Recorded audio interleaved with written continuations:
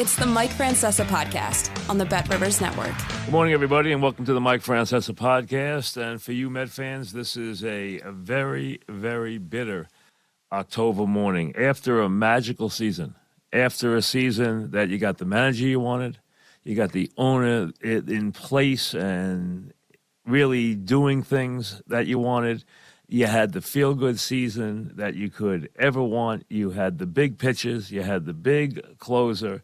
And it looked like you were going to run all the way to a division title. The last 3 days in Atlanta have to be very hard to digest. The Mets went down there after spending basically the entire season in first place, 175 days.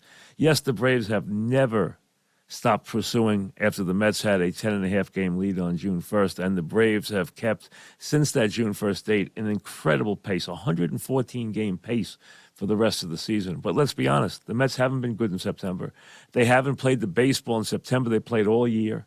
They haven't gotten the big hit. They haven't been in close games, and the Mets feasted on close games all year. They got the big hit all year, and they always had the closer to end the game all season long. He has spent all of September on ice as the Mets have played games. Either they've won big or lost big, and they've played basically 500 baseball the entire month. They went down to Atlanta needing one win to take complete control of this division going into the last 3 days of the season, and they couldn't get it. They couldn't get it because the Braves out-hit them.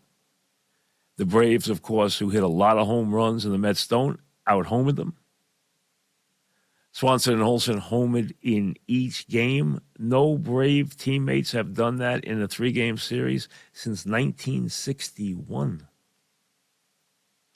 That's how impressive that was. The Braves did everything better. They pitched better out of the bullpen. They made every play. They hit the long ball, and they dominated the series even more than the scores indicate. And the Mets never got the big hit. They got people on base, but they never got the big hit. They got badly out-homered. They got out-pitched out of the bullpen, and they never were able to utilize their big weapon, which is their closer, who never had a lead to protect. And the Mets pitching, which was in perfect order and ready to go. deGrom, Scherzer, Bassett pitched to a tune of a 6.91 ERA. And couldn't keep the ball in the ballpark. Couldn't make the pitches they had to make. And Bassett had one of his poorer games when so much was needed last night. So the question now, we can sit there and analyze the series. Just say this. Braves just stomped on them 3 games in a row. Beat them soup to nuts, beat them every way they could. So the Mets no longer have control. All the Braves have to do is win 1 game in Miami or have Mets lose 1 game to the Nationals. The Mets have proved they can lose to bad teams this month. They've done a lot. The Braves are not going to squander this now. Sorry. They've been great for months, and they're defending champs, and they're a wonderful team, and their lineup is a lot better than the Mets. But in this series, everything they did was better than the Mets. And last night after the game, I know the people interviewing Buck wanted him to say something about how upset he was and how this was devastating to his team, and he wasn't going to bite. He wasn't going to bite. All he was going to tell you is, we're a good team, we've been a good team all year, and we will have our moment in the playoffs. That's all he can do now. That's all he can salvage. But the Mets went from being in control and having a magical season and setting up a bye in the first round, which they needed to get their pitching, which is their strength, in order. And now that will be in disarray. The Mets obviously are in the postseason, and they should be congratulated for that. They might win 100 games. They probably will, and they should be congratulated for that. But they squandered a division they had under complete control, and they couldn't handle the pressure that the Braves supplied all season. And when it came to face the showdown, the Braves destroyed them. The Braves are a better club. The Braves are a great club. They really are. They're a defending champion, and they act like it. And the Mets have thrown nothing but question marks in the way. They have missed Marte dramatically. But it's not just that. It's that they couldn't get the big outing that they needed out of one of their three pitches, especially the big two. Let's be honest. This is about deGrom and Scherzer. We all thought deGrom or Scherzer would do the job. Yeah, it would have been nice if they were staked to a big early lead, but it didn't happen. But they didn't do the job. They didn't keep the ball in the ballpark. They didn't get the job done, and everybody thought they would. At least one of them would go down there and pitch the gem they needed to completely control the situation. Now they don't have it. Now the Mets' run to the playoffs is a very different one, and it will take a absolute incredible October to get to that World Series now. If the playoffs start today, and remember, we still could have a little juggling, but right now it looks like the Mets, who will start their wild card series in Citi Field, and all the games will be in Citi Field on Friday. They will most likely play the Padres. If the season ended today, they'll play the Padres. And then if they win, they'll play the Dodgers. They didn't want any part of that. They didn't want any part of the first series. They didn't want any part of the Dodgers. Does that mean the Mets can't get to a World Series? No. Does it mean the Mets can't win at all? No. It just means that the road they will take now is a littered side road off the beaten path that is completely full of rocks and potholes, instead of taking the left lane of an expressway, possibly to the promised land. They created the toughest possible trip. They aren't going to give up, nor should they. They'll try to gain momentum, but now they'll have to use more starting pitchers than they had planned to. Now this will tax their big pitchers and their dynamic closer much more than they had hoped for. And the showdown they had hoped would happen with the Dodgers later in the postseason will happen earlier, if they get through the first round, which you figure setting up their pitching, they will do. I think the best thing that could happen for the Mets, and I understand you're going to hold out hope that somehow the Marlins are going to beat the Braves 3 straight and you're going to win 3 straight. That's the only possible way you win the division. Braves now have the tiebreaker. But the bottom line is, it's not going to happen. So the best thing that can happen is the Braves go out, end this now, and let the Mets have a couple of days to get everything in order, get their very tired veterans who have been in the lineup all day a couple of days rest, get their pitching and their bullpen set up, and let Buck decide exactly who's going to play. Bringing their big player, bringing their big prospect into this series, to me, spoke of desperation, spoke of trying to basically, find lightning in a bottle, to really come up with something out of nowhere. Because, let's be honest, he wasn't ready for this. And you threw the kid into the deep end of the pool, and he wasn't ready. And to put the pressure on Álvarez, which they did right from the start in this series, was crazy. I understand guys haven't hit. I understand you haven't been happy with Vogelback, but you know what? He was the guy who should have been up in that spot on Friday night. It was a big mistake by Buck. And they should have shown confidence in him. They brought him in here. They should have rode him. And he obviously had 2 good at-bats last night and left the game again. For a kid who's just not ready. Álvarez is going to be a big player. He's going to be a big player. I don't know if he's going to be a catcher or not, but he's going to be a big player. He's going to be a big bat. But he's 20 years old. If you wanted him to be a factor by October, he should have been here a while ago. Not thrust into the series the way he was. He wasn't ready. And that just reeked of desperation. Maybe there was pressure from the owner. I don't know what the situation was, but it just reeked of desperation. And it also showed you that despite what Buck said, he was experimenting all the way through this Brave series with people. Yes, Marte's been a big loss. He has been. He's been a terrible loss for them. But you can't be going into a showdown with the Braves experimenting. And Buck experimented with the kid in the lineup. He experimented in the bullpen. And it backfired both times. Now they need a couple of days and realize their path is going to be a very different one than they had hoped for all season. Remember, the Mets have spent the entire year in first place. And now they will have to take a very different route with no rest and a lot more games, and they're pitching in disarray by the time they get even to a second round. Because that's what the playoffs does to you. This is not going to be orderly. This is going to be chaotic. It doesn't mean they can't do it. It just means it's going to be a hell of a lot harder.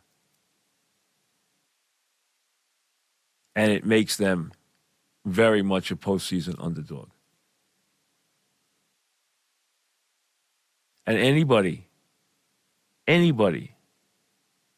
who has watched the Mets all year knows that A, they are not playing their best baseball by any stretch of the imagination in the last month. That B, there are question marks right now about deGrom and Scherzer. And C, that there are teams, at least two, maybe more, in the National League right now who are better than they are. This isn't the version that the Met fan wanted to send into the postseason this year. It isn't the road they wanted to take this year. But this is what now has happened. Buck has to remain optimistic because he has to take his team to the postseason. They're still going to the postseason. They've earned that. They've won 98 games. They've had a terrific year. But the great season that they had was shot to bits in the last series in Atlanta. They have to recover from that, and they might not recover from this. This was a devastating hit. That team today that's on its way home to play, you know what? Is knocked sideways. There's no other way to say it. They have a lot of work to do with this team right now. A lot of work. Like I said, realistically, the best thing that can happen is the Braves go out tonight in Florida and lock things up and let the Mets get on to what their new road is, because they're fooling themselves if they think they're going to find a way to win this thing now. This is a club that is reeling, that has had its pins knocked out from under it. And now Buck has got a major, major reconstruction job to do. And to try to really forget his bravado in front of the media. He has got to put that, somehow instill that into this club. Now, you can gain momentum in the playoffs. It's a proven fact. But they're not carrying any into the playoffs. And they will be in action on Friday. Your emails when we come back. You're listening to the Mike Francesa Podcast on the Bet Rivers Network. And remember, for all your wagering needs, you go to Bet Rivers in New York, in New Jersey, and Play Sugar House in Connecticut. Mike Francesa Podcast. Remember, you can send us your emails, Mike Francesa Podcast at gmail.com. These are obviously Met emails. I'm sure they will be delightful. And yes, one of the stinging thing, Dano just continues to just kill the Mets. Didn't you know he would get a base hit in that spot? I mean, that was a great at-bat, and he continues just to drive the Mets nuts. I mean, listen, When the Mets jettison players, a lot of times they go on to having really good careers. We've seen that a bunch of times. But this guy has come back to haunt them. And how about Swanson? Olson's a slugger and he's hot right now. But how about Swanson in the series? What a performance. The Braves were just great. I mean, you got to be honest. They were tip your cap. They were great. They were better. Chris from Huntington starts us off. Would you ever have expected Travis Deneau to become the quality offensive catcher he has become? Remember, he was a big prospect. He was a big prospect. It took him some time to develop, but he has had a tremendous career. He has played in the postseason a lot. He has had a lot of big hits, and he has driven the Mets nuts. So we knew he had talent. Remember, when they made that deal, they were really high on him. It just didn't happen with the Mets. Tony emails, with deGrom likely opting out and potentially signing elsewhere, could deGrom's Met career be considered disappointing? deGrom's career is utterly bizarre. There's no other word for it. In terms of the periods where he is inactive, considering his age when he got started, how he developed into the pitcher he became, and what's gone on over the last couple of years, the whole thing is just crazy. It's one of the unusual baseball careers of all time. Now, everyone has it as a foregone conclusion that he's out of here. I don't see that. I don't think it's automatic. I know everyone feels that, and I know that even there's a lot of thoughts that they don't want to give him the money, and I understand that. I would be very concerned about him because he is fragile. It's going to depend on a lot of things, and maybe he's going to go. Then you can judge this career any way you want. It's been utterly brilliant at times. But the game he needed to have to cement his Met legacy, he hasn't had yet, and he didn't have it on Friday. Joe emails, it feels like Buck just can't win the big one. What do you think? For all his ability as a manager and the length of his career and his body of work, right now it is a fair knock. When Buck gets close to the promised land, it doesn't happen. And let me say this. He had a bad Friday night. And this was not the time to be experimenting with players. And he was asked that question. I don't remember who asked it, but he was asked that question. And he said, I'm not experimenting. Well, he was experimenting. You can't bring Álvarez up here and thrust him into this series.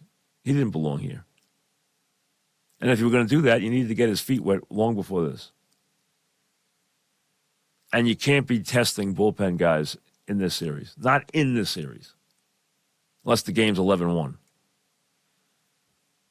It wasn't Buck's best moment. And Buck has to answer to the fact that he hasn't been able to get over the threshold. He hasn't in big series. That's a fact of life. That follows him around.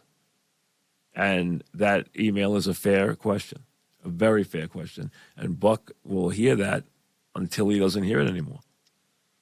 And a lot of people, including me, were hoping that was this year. And they just got knocked sideways. They're in a 15-round championship fight. They were ahead on every card. They were up big early in the fight.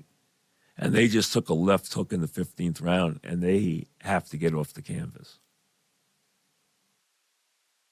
Fight is not over. But they are on their rear ends this morning. Don't think that it's anything but that. Don't think that he doesn't have a team returning to New York that is on its rear end. It is. They were knocked silly in Atlanta. They went down there to win one game. They had their pitching set up. They had won 98 games. They had never relinquished this division lead completely. And they got knocked on their rear end.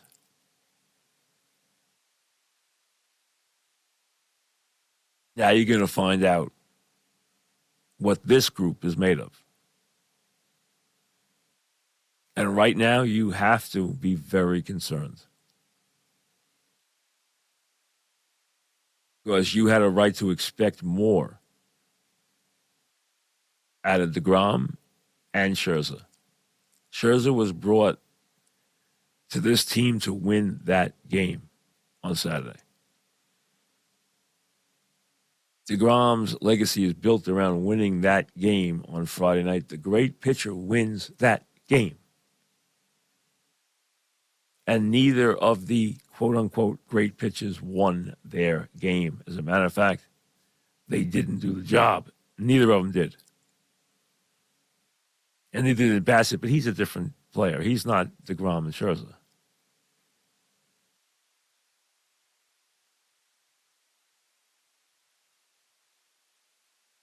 And all year, you knew that the acquisition that made this team was Marte. He has been a devastating loss to that lineup. And now everybody's going to go back and kill Epler for not bringing in the big bat, not bringing in the big player. You know what? He didn't do it. He brought in pieces, and they didn't work. But that's a classic second guess, because when they were riding high and everyone was cheering Vogelback his first weeks here, you know what? No one was saying that. They were having a love affair with him the first 2 weeks he was here, before it all went south. But the way they handled Álvarez was just plain desperate. And it didn't work. And let's be honest, nobody wearing a Met uniform had a big series in Atlanta. I might want to take McNeil out of that. He was really good. He was really good. Hey, if you're a Met fan, you got to get off the mat and hope your team's got something special. But like I said, this is no left lane on the expressway now. Now you are on the service road. You got a slow leak, and there's a lot of obstacles in your way. Have a good day. Thanks for listening to the Mike Francesa podcast on the Bet Rivers Network.